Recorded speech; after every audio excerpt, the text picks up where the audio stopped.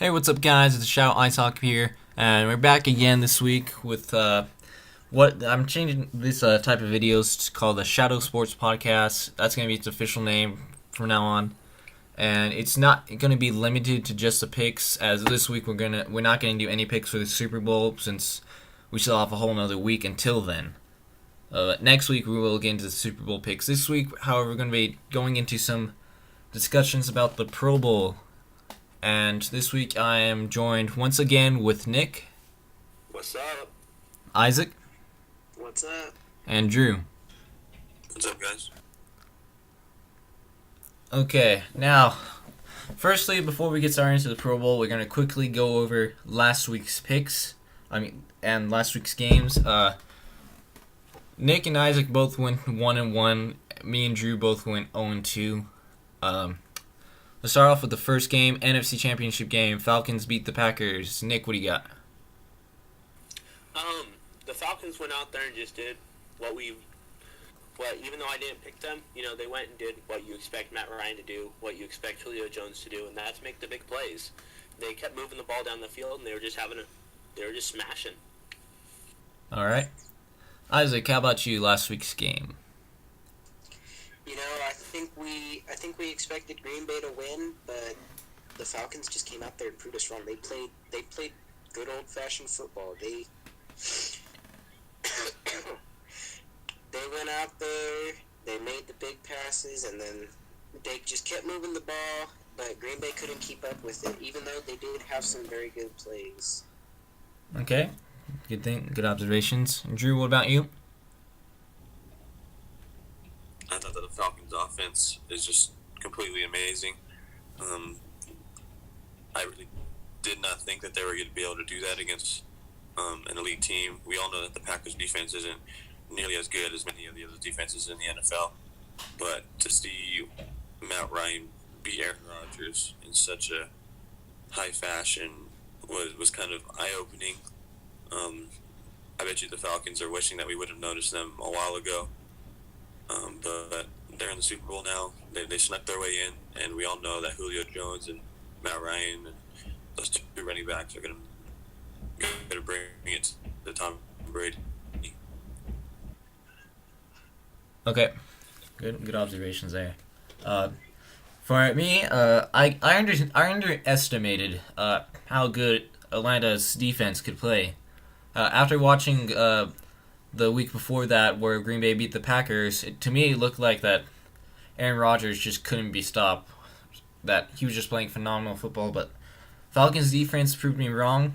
Their offense has a great chemistry of players. They didn't just go to Julio Jones in the first quarter. They went to Sanu. They went to all the different receivers, and then Julio Jones got more involved throughout the rest of the game. So even when they weren't going to Julio Jones, they had other options, which I think it's like a good combination for a Super Bowl caliber offense. Hey, David, I'm going to stop you right now so you can fix it in editing. You said when Green Bay beat the Packers. Okay. I mean, okay, let me really quickly. Okay, let me go over that again. Now, actually, I'm just going to keep that in. Never mind, I'm just going to keep that in. What do we got? Yeah, of course, I'm just going to leave that in. The Packers beat the Cowboys is what I meant. So, yeah. The next game, the other game on the list, Patriots absolutely destroyed the Steelers. Nick, go ahead. Patriots do exactly what you expect them to. Again, Tom Brady's been one of the best quarterbacks in the league for umpteen years. Pittsburgh played good football. Don't get me wrong, but they didn't have the defense to stop that Patriots level offense. Mm-hmm. Okay, Isaac, what about you?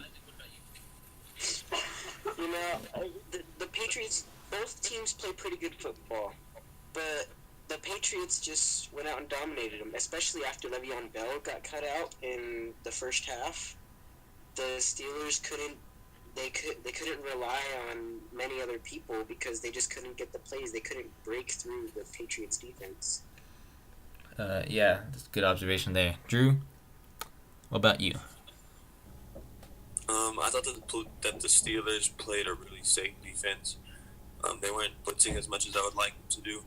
I know last week I said that the Steelers would win if they, ran the ball, made big plays, and put pressure on Tom Brady. I think with Le'Veon Bell coming out of the game, that they were limited on big plays and running the ball. And then obviously, like I said, the defense was playing really safe. And, I wish they would have blitzed a little bit more. I thought they had the personnel to get some pressure on Tom Brady, but they didn't. And, when you sit back and just let Tom Brady pick you apart, it's really difficult to win. And so I think it's going to be a great matchup between the Falcons and the Patriots. I'm glad to see that this is our Super Bowl this year. Even obviously, I want to see the Seahawks in it, but if not, as the Seahawks didn't make it, I'm very glad to see two high-flying offenses battle up. Yeah. Okay. For me, of course, I'm a Steelers fan. It hurt to watch that game last week, but really, the Patriots were just an all-around better team on the field that day. You could really see that the injuries really affected the Steelers in that game. Once Le'Veon Bell went down, I knew that it was probably going to go downhill from there because the past few weeks, the past few games, Le'Veon Bell has been the cornerstone of the Steelers' offense. And DeAndre Williams is a good back, but he doesn't have that same all-around ability as Le'Veon Bell does. Brown remained their only offensive target out there receiving once Bell went down. You could tell that they were really missing Martavius Bryant out there, who is serving his season-long suspension this year. And the other receivers just couldn't step up, and Tom Brady just decimated the defense too, along with Edelman and all them. So yeah. Now we're going to get into the discussion about the Pro Bowl this week. First off, what are your guys' thoughts on the Pro Bowl itself? Have you guys watched it before? Do you really watch it? Nick, go ahead and start. I've seen it in some past years. I actually like the draft style that they did do it for the last couple years, instead of the AFC, NFC that they've gone back to. I also really like it when it's in Hawaii, where it's somewhere where there is no NFL team, because it's this whole new experience to watch. Okay. You got people that don't play with each other, and you've got these great dynamic offenses and these great dynamic defenses. Yeah, Hawaii is really a beautiful place out there, too. Isaac, what about you? Well, I've never really watched the Pro Bowl prior to this year, but I do really like the concept because just like it's like the All-Star games in all the other sports. You're bringing together the best of the best. You're giving people chances to work with other people and to see how they are. You're giving people, they get to play with people who may have beat them during the season and maybe get to learn about them more for next season. Okay. All right. Drew, your thoughts on the Pro Bowl? Yeah, I watch the Pro Bowl all the time. I really think it's an opportunity to see something very unique in the National Football League, where the best of the best get together and play a game of football. As you know, I'm a football player, and we're getting ready for our High Desert All-Star game. And honestly, it's just for fun for the players, because through the whole season, you're under so much stress to win every game, to get to every practice, to work really hard, get bigger, faster, stronger. And whenever you get to play with the best of the best in your league and just have fun with it and just the game that you love, I think it's amazing. And I think the players in the NFL think to kind of release some stress. And I definitely think that the AFC and NFC format is the best way to go. I didn't really like the draft. That was the only problem I had with it. But as a whole, I love the Pro Bowl. I love how it is to go through an entire season and to get recognized and to play the game that you love one last time for the season. Okay. For me, I've only watched a Pro Bowl for about a few times. I would start watching it a little bit, and then I'd get bored and change the channel. Sometimes, because it really doesn't have that same feeling as NFL game or some of the other All-Star games in sports for me. I think it was an interesting concept what they did with the draft, at least the past few years.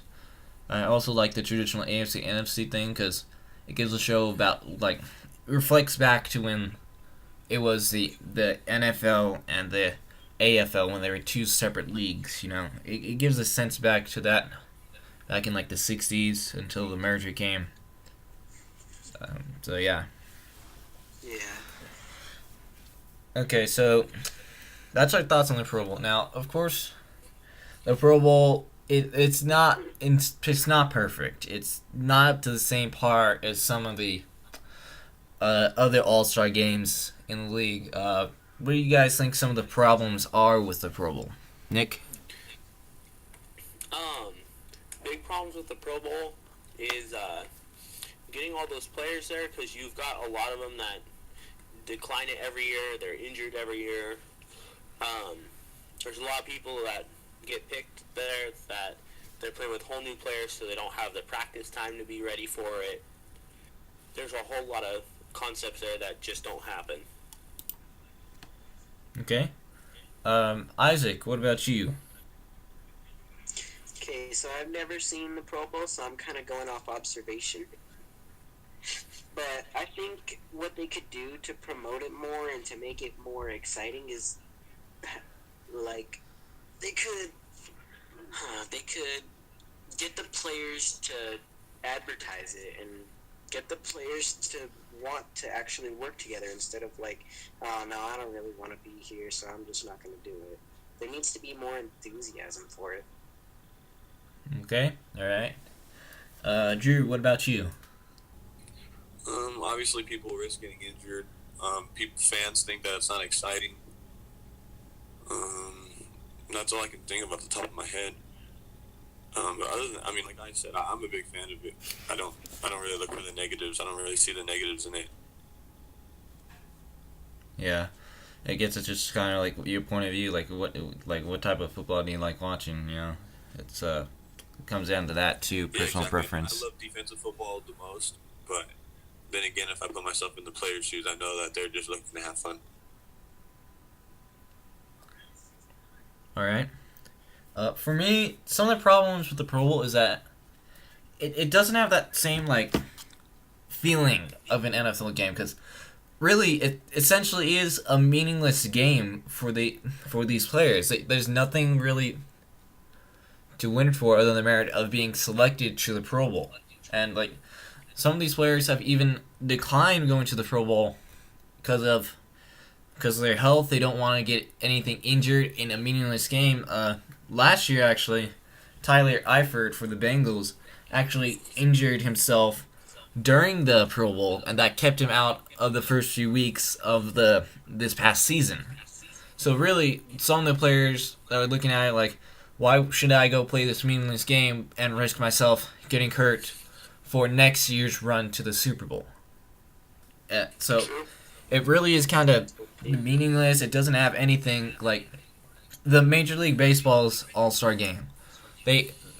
What they have there is that it's in the middle of the season. They have this. It's called the All-Star break, sort of like the halfway point of the season, and the winning conference actually gets home field advantage in the World Series. Obviously, with the NFL, you can't do that because there's different venues that host the Super Bowl every single year. The only thing that would really matter to is picking the jerseys of what you're going to wear, which I guess would really only matter to the Denver Broncos to make sure they don't wear their orange jerseys, and the Cowboys, so they always wear their white ones. But, yeah, that's some problems with the Pro Bowl with me. Okay, to wrap things up here, we've talked about the Pro Bowls, what some problems are with it. I think Nick actually started getting into this a little bit about what do you think could help get the Pro Bowl, make it better in a way. Nick, can you kind of elaborate more on what you said? Things that can make the Pro Bowl better, more incentives from players, ways to make them want to go. Maybe put it at a better time in the season, so instead of doing it between the week of the conference round and the Super Bowl, maybe you put it during the middle of the year. That way all teams can participate. Hmm. You also do it during the middle of the season because you have more healthy players at that point in time.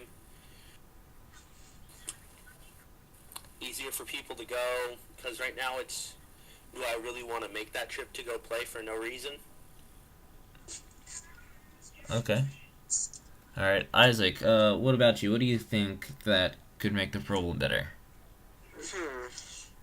I'd say give it a meaning because it doesn't really have an effect on anything because they're really just going out there risking injuries just for the entertainment of everybody. And I get that's what football is, but you can't have them going out there and risking their career for nothing. Okay. Drew, what about you? You know what, David? I really don't have a great answer for that question because I, like I said, I'm a big fan of the Pro Bowl, and I guess people don't want to watch it because the regular season gives us so much to watch, and and in the Pro Bowl you kind of don't have a specific team you're rooting for. You just have players from your team probably that you're rooting for, and in all honesty, I really don't think the Pro Bowl is meant to have high ratings. And I think it's just because people expected the Pro Bowl to be great, to be a fun game to watch. But for the fans, I mean, unless you like watching players just go out there and have fun, then it's really not going to be exciting for you.